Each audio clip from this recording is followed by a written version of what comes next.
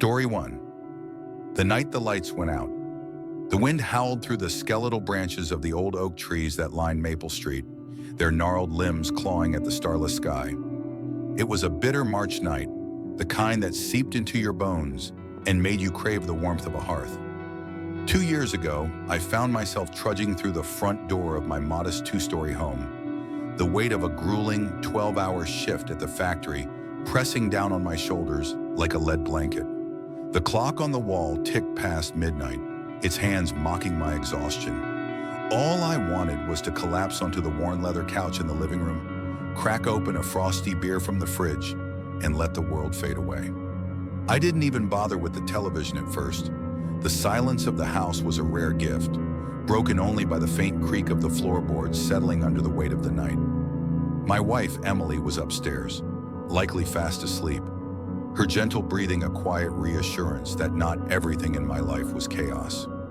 I sank into the couch, the cold beer bottle sweating against my palm, and closed my eyes, trying to shove aside the nagging thoughts of unpaid bills, looming deadlines, and the relentless grind of my job. The beer was crisp, its bitterness a small reward for surviving another day. But peace, it seemed, was a luxury I couldn't afford. Not 10 minutes into my reprieve, the house plunged into darkness. The lights flickered once, twice, then died with a faint, electric pop that made my stomach lurch. The hum of the refrigerator ceased, and the silence became oppressive, thick with an unnatural weight. I cursed under my breath, the beer bottle clinking against the coffee table as I set it down. Power outages weren't uncommon in our aging neighborhood, but they were always inconvenient. I figured it was a blown fuse or a tripped breaker, nothing a quick trip to the basement couldn't fix. I grabbed my phone, its flashlight casting a feeble beam across the living room, and stepped outside to check if the outage was widespread. The cold bit at my face as I pulled my jacket tighter, the wind whipping my hair into my eyes. Across the street, the Thompsons' porch light glowed defiantly, a beacon in the night. Down the block, another house blazed with life. My heart sank. This wasn't a neighborhood blackout, it was just us. I turned back to the front door, my hand closing around the icy doorknob. I twisted it, expecting the familiar give, but it held firm, locked. I froze, confusion prickling at the edges of my mind. I'd only been outside for a moment, and I hadn't locked the door behind me. I tried again, rattling the handle, but it refused to budge. A chill that had nothing to do with the March wind crawled up my spine. I pounded on the door, calling Emily's name, my voice swallowed by the howling gusts. No answer.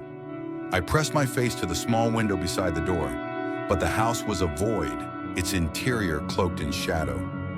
Panic began to coil in my chest as I sprinted around to the back door, my boots slipping on the frost-slicked grass. That door, too, was locked, a detail that sent my heart racing. Emily was notorious for leaving doors unlocked, a habit that drove me to distraction. For both doors to be secured was wrong, impossibly wrong. My mind raced, conjuring images of faulty wiring or a prank gone awry. But a darker thought was taking root, one I couldn't shake. I ran to the side of the house, where the breaker box was mounted near the garage.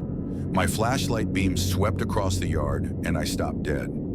The garden hose, which I'd meticulously coiled after watering the lawn that weekend, lay sprawled across the grass like a discarded snake, its end dangling just below the breaker box. My breath caught in my throat. This wasn't an accident. Someone had tampered with the power. Someone had been here. Adrenaline surged through me, sharpening my senses. I darted to the nearest window, pressing my face against the cold glass.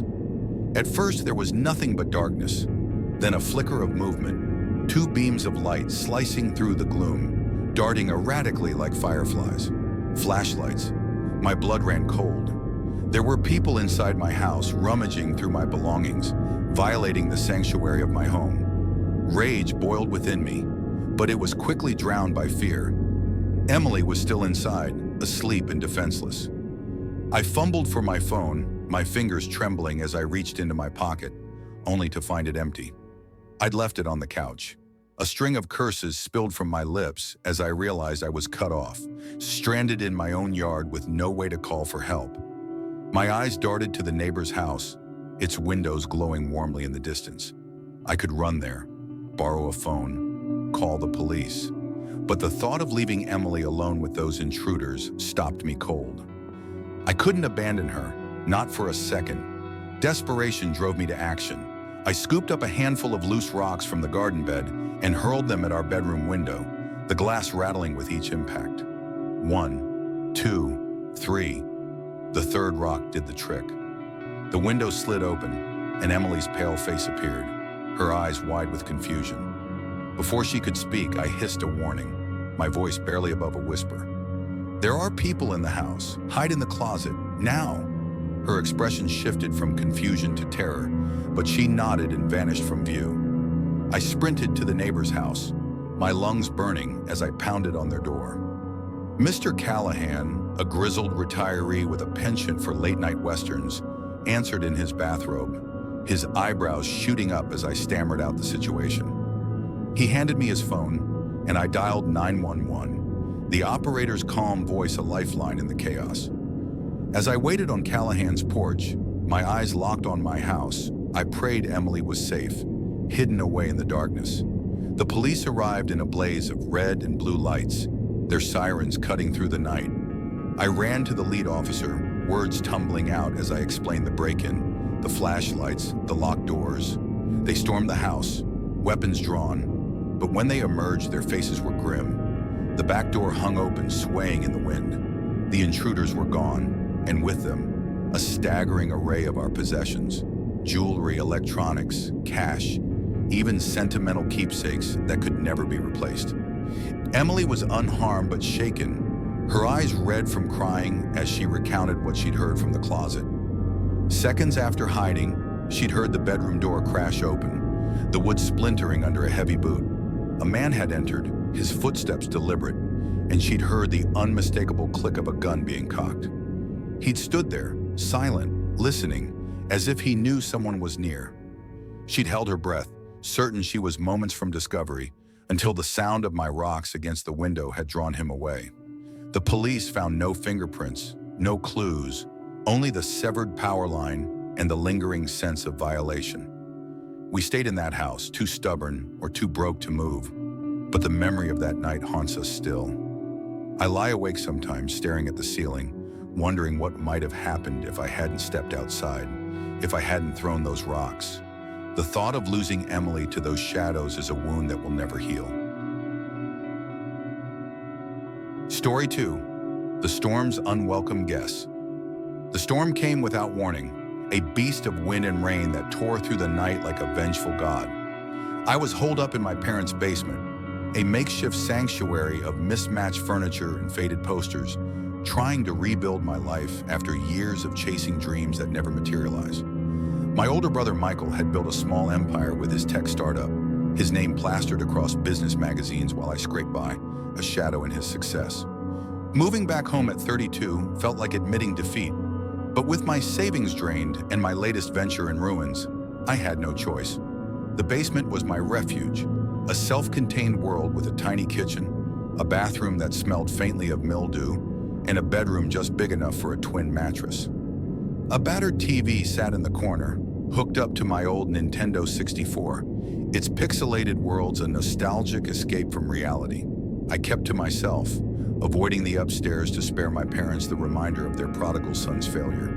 That night, with my parents away for a weekend in the mountains, I had the house to myself, a rare treat. The storm was a symphony of chaos, rain hammering the windows and wind rattling the shutters, like the house itself was trembling. I loved nights like this. The world outside reduced to a primal roar, while I stayed cocooned in warmth. I was curled up in bed, the glow of my phone casting shadows on the walls, scrolling through job listings that promised more than they could deliver. The rain's steady patter was lulling me to sleep when the power died. The darkness was absolute, swallowing the room in an instant. The hum of the space heater cut out, and the silence that followed was deafening, broken only by the storm's relentless assault. I groaned, rolling out of bed, my bare feet slapping against the cold concrete floor. A power outage was the last thing I needed. I considered checking the breaker, but dismissed the idea. Braving the storm to fumble with unfamiliar wiring wasn't my idea of a good time. Besides, I was half asleep and had no clue where the breaker box even was. I'd deal with it in the morning. As I settled back into bed, a sound stopped me cold. A heavy, deliberate thud against one of the basement windows. It wasn't the random clatter of a branch or the storm's chaotic percussion. This was purposeful, a single resonant blow that vibrated through the glass. My heart kicked into overdrive. A fallen tree, maybe? But the sound was too precise, too controlled. I lay still, straining to hear over the rain, hoping it was a fluke. Then it came again. Another thud, sharper this time, like a fist testing the window's strength. I bolted upright, my pulse pounding in my ears. This wasn't the storm. Someone was out there. I grabbed my phone, its flashlight casting a shaky beam across the room, and crept toward the window, my breath shallow. The basement was a maze of shadows, every corner hiding potential threats. I reached the window, my hand trembling as I raised the light to the glass. What I saw stopped my heart. A man's face was pressed against the window, his skin pale and slick with rain, his eyes wide and unblinking. He was staring directly at me, his gaze piercing through the darkness. For a split second, our eyes locked, and I felt a primal terror, like a rabbit caught in a predator's sights. Then he was gone, vanishing into the storm as if he'd never been there. I stumbled back, my phone nearly slipping from my grip. My mind screamed that I was imagining things, that the storm was playing tricks on me. But my body knew better. I was shaking, my breath coming in ragged gas. Then I heard it. Footsteps. Slow, deliberate creaks from the floorboards above, moving through the house. My blood turned to ice. There were people inside, and they knew I was down here. I checked my phone, desperate to call for help, but the screen mocked me with a no-service warning. The power outage had killed the Wi-Fi, and the basement's thick walls blocked any cell signal. I was trapped, cut off from the world, with intruders roaming my home. My mind raced, searching for options. Confronting them was suicide. I was unarmed, outnumbered, and terrified. Hiding felt cowardly, but it was my only chance. I scanned the basement, my flashlight beam darting over boxes and furniture, but there was nowhere safe. Nowhere they wouldn't find me. Then I heard it, a voice low and menacing, cutting through the storm's din. "Alex is in the basement. Go find him." My name. They knew my name. The words hit me like a physical blow, sending me reeling. How could they know who I was? Was this random, or had they come for me specifically? The thought was paralyzing, but I forced myself to move, my survival instinct overriding the panic. The footsteps were louder now, descending the basement stairs with a slow, deliberate rhythm. I had seconds to act. The windows were my only way out, but they were sealed tight, designed to keep the basement secure. I grabbed a stool, its legs wobbling under my weight, and climbed into the window well. With a surge of adrenaline, I drove my elbow through the glass, the shards exploding outward into the rain-soaked night. Pain lanced through my arm, but I ignored it, hauling myself through the jagged opening. The storm swallowed me, rain lashing my face as I stumbled into the mud, my clothes soaked through in seconds. I ran, my bare feet slipping on the slick grass, until I reached the neighbor's yard. My hands shook so badly I could barely dial 911, but I managed, my voice hoarse as I begged for help. The police arrived quickly, their flashlights cutting through the downpour as they searched the house. The intruders were gone, leaving behind a trail of destruction, smashed furniture, stolen electronics, and a gaping hole where my sense of safety used to be. The power had been cut intentionally, the breaker box sabotaged with surgical precision. My parents were furious when they returned, blaming me for the chaos as if I could have stopped it. I begged them to let me stay, promising to make things right, and they relented, though the tension lingered.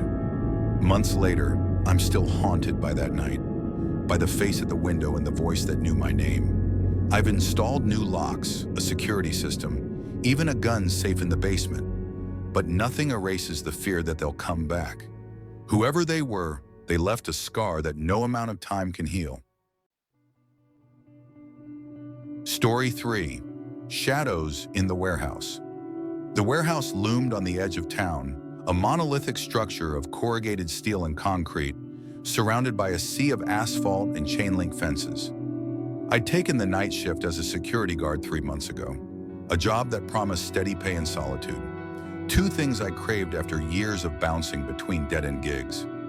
The warehouse was a labyrinth of towering shelves and shadowed corners, its loading docks gaping like the mouths of some industrial beast.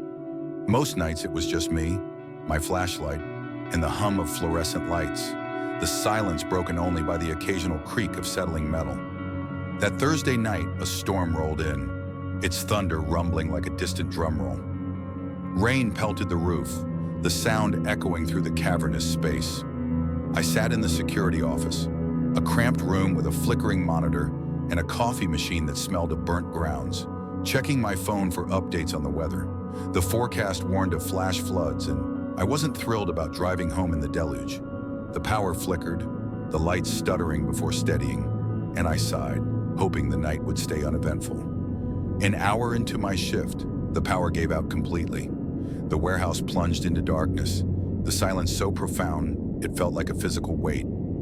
I swore, grabbing my flashlight and taser, the only weapons the company deemed necessary for a low-risk job.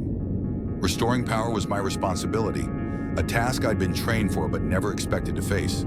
The procedure was simple: unplug the heavy machinery, check the breakers, flip the switches. But in the dark, with the storm raging outside, it felt like a Herculean task. I stepped out of the office, my flashlight beam cutting through the blackness. The warehouse was transformed, its familiar aisles now a maze of shadows and echoes. My footsteps reverberated off the concrete, unnaturally loud, and the air felt thick, charged with an electric tension. I moved toward the machinery, my lights sweeping over the massive presses and conveyor belts, their silhouettes looming like silent giants. A sound stopped me in my tracks, a sharp metallic clatter from deep within the warehouse. It wasn't the storm, it was too distinct, too deliberate. I froze, my heart thudding against my ribs. The roof, I told myself. It's just the roof rattling. But doubt gnawed at me, and I decided to investigate, my taser gripped tightly in my free hand. I moved aisle by aisle, the beam of my flashlight dancing across crates and pallets. The storm's roar, a constant companion. As I rounded a corner, I saw it. A faint beam of light, not mine, moving along the shelves ahead. It flickered, then vanished, leaving only darkness. My breath caught. No one was scheduled to be here until morning. I considered calling out, asserting my authority, but something held me back, a primal instinct that screamed danger. I crept forward, my pulse racing, and reached the spot where I'd seen the light. The aisle was empty, the shelves undisturbed, but the air felt wrong, heavy with an unseen presence. I pressed on, my nerves fraying with each step. A strange smell hit me, sharp and metallic, like rusted iron mixed with stagnant water. It grew stronger as I approached the loading bays, a darker, more cluttered part of the warehouse. My flashlight swept the floor and I froze. 2 sets of wet footprints glistened on the concrete, leading into a storage aisle. They were fresh, the edges still sharp, as if their owners had just passed through. Fear urged me to run, to call the police and wait outside, but my job and a stubborn streak of curiosity kept me moving. I followed the footprints, my flashlight low to avoid detection. As I neared the aisle, I heard whispers, faint and urgent, like a conversation carried on the wind. The words were indistinct, but the tone was tense, almost panicked. I switched off my flashlight, my breath shallow, and edged closer, my taser at the ready. When I turned the corner, I raised my light, ready to confront the intruders. But the aisle was empty. The whispers had stopped, as if they'd never been. I stood there, my heart pounding, questioning my sanity. I knew what I'd heard, what I'd seen. I wasn't imagining this. I decided to abandon my tasks and head for the circuit room, my only goal to restore power and get out. The darkness was suffocating, and the warehouse felt alive watching me. In the circuit room, I fumbled with the breakers, my flashlight tucked under my arm. A scraping sound broke the silence, close and deliberate. I swung my light around and spotted a crowbar on the floor, its metal gleaming dully. It hadn't been there before. My stomach dropped. Someone was here, and they were armed. I shouted into the darkness, my voice trembling. "I'm armed! Get out now!" It was a bluff, but I hoped it would buy me time. A deafening crash echoed from the far end of the warehouse, followed by the sound of running footsteps. Panic seized me, but I ran toward the noise, driven by a mix of fear and defiance. I turned a corner and saw them, two figures in black, their faces obscured, one clutching a crowbar. They froze for a moment, their eyes glinting in my flashlight's beam, then charged toward me. I turned and ran, my heart hammering as I weaved through the aisles, their footsteps pounding behind me. The warehouse was a maze, but I knew it better than they did. I ducked behind a stack of crates, holding my breath as their steps faded into the distance. When I was sure they were gone, I made for the exit, bursting into the rain-soaked night. My hands shook as I called the police, my voice cracking as I explained what had happened. The officers arrived quickly, searching the warehouse with practiced efficiency. The intruders were gone, leaving behind a trail of overturned crates and missing inventory. The power had been cut deliberately, the breakers tampered with to create chaos. My boss was livid, threatening to fire me for abandoning my post, but I kept my job, barely. They doubled the night shift staff after that, but the warehouse hasn't felt the same since. Every creak, every shadow reminds me of that night, of the figures with the crowbar and the whispers that vanished into the dark.